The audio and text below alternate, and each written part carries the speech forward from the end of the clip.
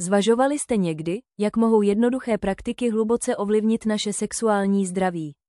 Dnes vás zvu k zamyšlení nad tématem, které je často opomíjeno, ale má velký význam, spojení mezi masturbací a zdravím prostaty u mužů, zejména v dospělosti.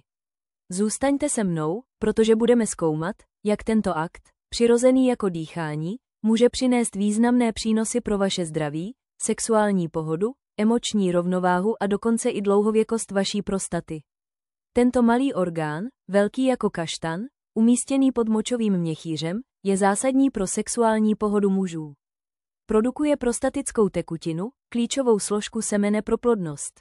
S přibývajícím věkem se však tento orgán stává zranitelnějším vůči různým onemocněním, od zánětů až po vážné problémy, jako je rakovina prostaty.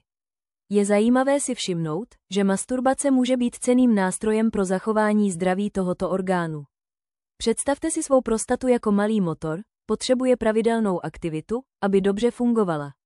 Bez pravidelného používání může docházet k hromadění tekutin a stagnaci, což vytváří prostředí příznivé pro záněty. Studie Harvardovy univerzity naznačují, že riziko rakoviny prostaty může být významně sníženo při 21 nebo více ejakulacích za měsíc. Ejakulace působí jako přirozený čisticí mechanismus, odstraňuje potenciálně škodlivé látky.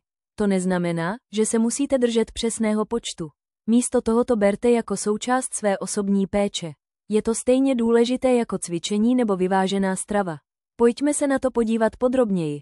Oblast pánve je stimulována ejakulací, která může nastat při masturbaci nebo sexuální aktivitě. Tento neustálý tok, bohatý na živiny a kyslík, pomáhá udržovat zdraví prostaty a zlepšuje kvalitu erekcí. S věkem může krevní oběh v této oblasti klesat, což způsobuje nepohodlí nebo pocit tíhy. Pravidelné aktivity mohou působit proti účinkům stárnutí a udržet tuto oblast aktivní a dobře prokrvenou. A co emoční dopad? Tady se téma stává ještě zajímavějším. Masturbace je stále považována za tabu, něco, co může vyvolávat stud nebo pocit viny, zejména u dospělých mužů. Dovolte mi zdůraznit něco zásadního. Péče o vaše sexuální zdraví je normální a nezbytná. Masturbace je formou sebepéče. Může pomoci zmírnit emoční stres a posílit pozitivní vztah k sobě samému. Kromě toho je to efektivní způsob, jak zvládat stres. Žijeme v uspěchaném světě plném povinností a tlaků. V těchto chvílích je okamžik intimity se sebou samým skvělým způsobem, jak zmírnit napětí, uklidnit mysl a znovu se spojit se svým tělem. To uvolňuje endorfiny, hormony, které podporují pocit pohody. Tyto endorfiny snižují stres a podporují pozitivní přístup. Stojí za zmínku, že masturbace také umožňuje znovu objevovat svou sexualitu. S časem se tělo mění a to, co bylo dříve příjemné, už nemusí být. Tímto způsobem můžete lépe porozumět reakcím svého těla v různých fázích života, což přispívá k plnohodnotnému a uspokojivému sexuálnímu životu. Roberto, 58letý muž, který čelil močovým problémům a poklesu libida, se rozhodl začlenit masturbaci do své rutiny péče o sebe. Po konzultaci s odborníkem a získání informací Roberto uvedl, připadalo mi, jako bych se znovu objevoval. Nejenže to zmírnilo mé fyzické příznaky, ale také to posílilo můj vztah s partnerem. Nic však není dokonalé, rovnováha je klíčová. Příliš mnoho může být škodlivé, jako cokoliv v životě. Masturbace je přirozená, ale pokud se stane kompulzivním zvykem, může narušit práci, vztahy a další oblasti života. Najít ideální rovnováhu je zásadní. Prolomt tabu. Je důležité o tomto tématu otevřeně mluvit. Masturbace byla příliš dlouho stigmatizována, zejména mezi staršími muži. Rozbití těchto stigmat může zlepšit naše zdraví a kvalitu života. Diskuze o tom s partnerem, přáteli nebo zdravotníky může být přínosná. Přínosy masturbace přesahují zdraví prostaty. Zlepšuje také kvalitu spermií. Muži, kteří pravidelně masturbují, mívají zdravější spermie ve srovnání s těmi, kteří se zdržují. Častá ejakulace stimuluje produkci čerstvých a zdravých spermií. Pokud jste se někdy obávali o svou plodnost, masturbace je efektivní způsob, jak udržet reprodukční systém v kondici. Přínosy pro fyzické a emoční zdraví, masturbace zlepšuje krevní oběh. Sexuální vzrušení zvyšuje průtok krve do genitálií, což přispívá ke zdravému oběhu. Uvolňuje také endorfiny, které zlepšují náladu a snižují stres. Je to okamžitá dávka potěšení, bez potřeby předpisu. Během masturbace mozek uvolňuje endorfiny, stejné chemické látky, které se produkují během fyzického cvičení nebo chvílí pohody. Nejde jen o momentální potěšení, tyto endorfiny mohou dlouhodobě zlepšit emoční zdraví a snížit úzkost a depresi. Posílení intimity. Věděli jste, že masturbace může pozitivně ovlivnit váš vztah s partnerem?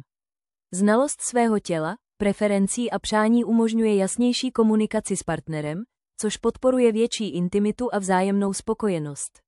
Když je masturbace vnímána jako součást zdravého životního stylu, je cenným nástrojem pro emoční, fyzické a vztahové blaho.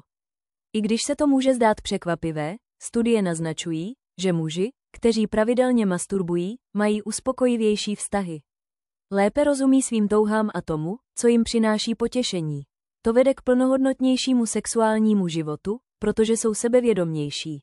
Masturbace také pomáhá udržovat zdraví a elasticitu tkání, čímž předchází problémům s erekcí. Méně známým přínosem je zlepšení spánku. Po ejakulaci tělo uvolňuje prolaktin a oxytocin, hormony, které podporují relaxaci a spánek. Pokud máte potíže se spánkem, chvíle sebepéče může být řešením. Přínosy pro duševní zdraví. Masturbace má také prokázané pozitivní dopady na duševní zdraví. Snižuje hladiny kortizolu, hormonu stresu, a zmírňuje napětí.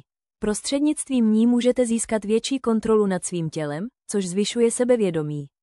To je obzvláště užitečné pro zvládání úzkostí souvisejících se sexuálním výkonem nebo sebeúctou. Podpora kreativity. Tady je překvapivý fakt. Masturbace nejenže nabízí fyzické a emoční přínosy, ale může také stimulovat kreativitu. Studie naznačují, že kreativita může po masturbaci vzrůst, pravděpodobně díky relaxaci a uvolnění dopaminu, který aktivuje oblasti mozku spojené s inovacemi. Prolomení stigmatu. Proč je masturbace stále vnímána s předsudky? Z vědeckého a zdravotního hlediska přináší četné výhody. Je to přirozený akt, který zlepšuje fyzické a duševní zdraví, sexuální vztahy a dokonce i sebeúctu. Až budete příště cítit vinu nebo nepohodlí kvůli masturbaci, vzpomeňte si, není důvod se stydět. Ve skutečnosti je to praktika sebepéče, která, pokud je prováděna vyváženě, může pozitivně proměnit váš život. Možná se ptáte, zda by masturbace měla být součástí vaší rutiny. Výzkumy ukazují, že je stejně přirozená a zdravá jako jiné návyky. Tato diskuze má za cíl nabídnout nový pohled na masturbaci. Rovnováha a sebeuvědomění jsou klíčové. Pokud vás tento obsah zaujal, přihlaste se k odběru našeho newsletteru. Budeme pokračovat v prozkoumávání relevantních témat, jako je toto. Až příště. Shrnutí. Tento dialog se zabývá tématem, které je někdy stigmatizováno, ale je zásadní, masturbací a jejími hlubokými dopady na zdraví prostaty a mužskou pohodu. Prostata, malý orgán pod močovým měchýřem, je životně důležitá pro mužské reprodukční a sexuální zdraví. Produkuje prostatickou tekutinu, složku semene. Pravidelné ejakulace, ať už prostřednictvím masturbace nebo sexuální aktivity, pomáhají udržovat zdraví prostaty tím, že odstraňují nahromaděné tekutiny, které by mohly vést k zánětům nebo abnormálnímu vývoji buněk.